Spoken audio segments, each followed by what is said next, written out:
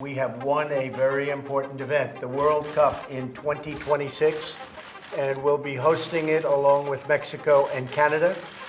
And it's a very special event. I think it's probably certainly one of the biggest and maybe the biggest sporting event in the world. It's a unique trophy.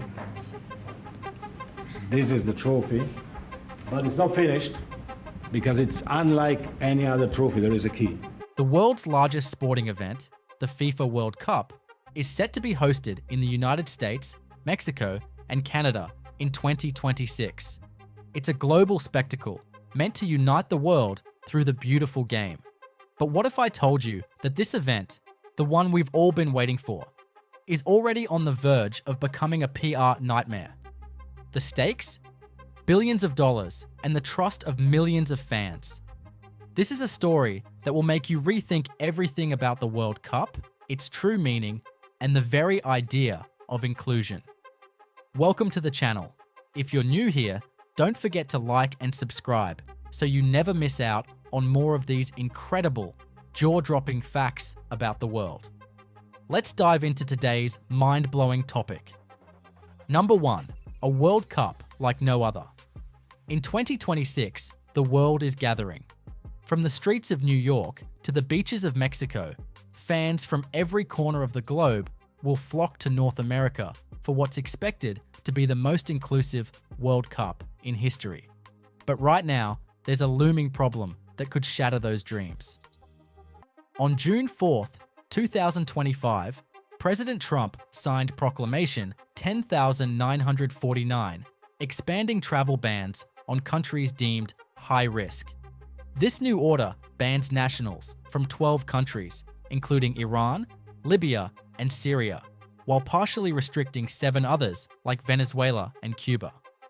The twist? The ban doesn't just affect players or coaches, it affects fans, the lifeblood of any global sporting event. Wait until you hear what happens next. Number 2, visa chaos and blockades. So, what does this mean? Millions of passionate fans, families, and media members from banned countries, Iran, Nigeria, Egypt, and beyond, are facing a harsh truth. They can't come. But it's worse than just not being able to buy a ticket. Fans are now caught in a web of bureaucratic nightmares. Visa processing times? Over a year in some countries. And this isn't some distant issue. American cities like Houston, Los Angeles, and Atlanta, which are gearing up to host the event, are already feeling the pressure. Hotels are reporting flat bookings. Travel agencies are cancelling contracts. One tourism executive in Texas summed it up perfectly. We're hosting the biggest event in the world, but we're not letting the world in. Number 3, the Iranians can't come. Now, let's talk about Iran. This is where things get incredibly personal. Iran has qualified for the 2026 World Cup. The players? They're fine. They'll be able to attend. But their fans? Completely blocked. Imagine that. A fan from Iran who has saved for years to watch their team play in the United States. Turned away at the border because of where they were born. The result? Iranians might not be able to attend their team's matches at all. Some games might even be moved to Mexico to avoid a diplomatic disaster. The question is, how can FIFA call this the most inclusive tournament in history if entire nations are excluded? Number 4, the economic tsunami. This isn't just a political headache, it's an economic nightmare. Fans from the Middle East and Africa poured hundreds of millions of dollars into Qatar during the last World Cup. But with these new restrictions, that flow of cash is now in jeopardy. Hotels are slashing forecasts. Airlines are adjusting routes. Businesses are walking away from contracts. And let's be clear, the financial repercussions aren't just minor bumps in the road. This could be a total collapse of the economic boom the United States was hoping for. The projected 5 million international visitors. That number is looking increasingly unrealistic.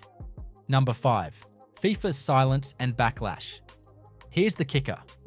FIFA is silent. No statement, no clarification, no diplomatic intervention. Despite the growing unrest, FIFA is choosing to stay quiet, but fans aren't having it.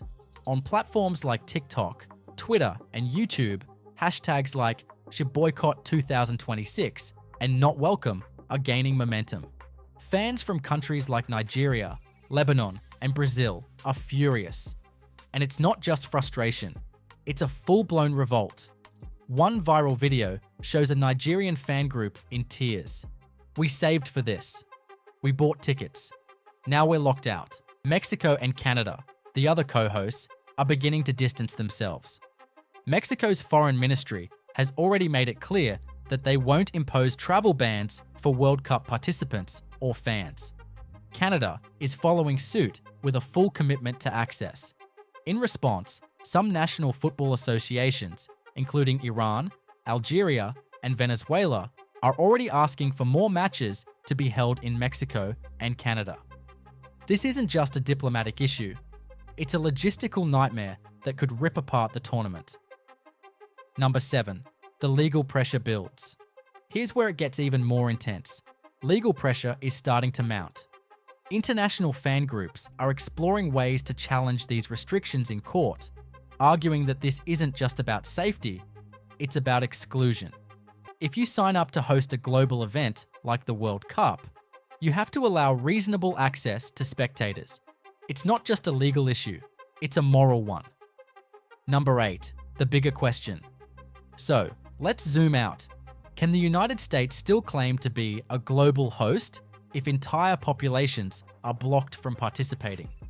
FIFA's massive dilemma is clear. On one hand, they have contracts with the US government, sponsors, and broadcasters. But on the other, they risk alienating entire continents of fans and future markets. If the world can't even attend the World Cup, what's the point? The very spirit of global unity through sport is being called into question. Can global institutions still trust the United States to deliver on the promise of openness, or has that trust already been shattered? This is no longer just about football. It's about a message that the world is watching. The question is, will the World Cup still be a tournament for the world, or just another set of matches in a fragmented, divided stage? What do you think? Can the US still be a global host, or is this the beginning of a major diplomatic and economic disaster? Hit that like button if you're shocked by the implications of this World Cup disaster. And don't forget to subscribe, because this story is far from over. What happens next could change the way we see global events forever. Let us know your thoughts in the comments.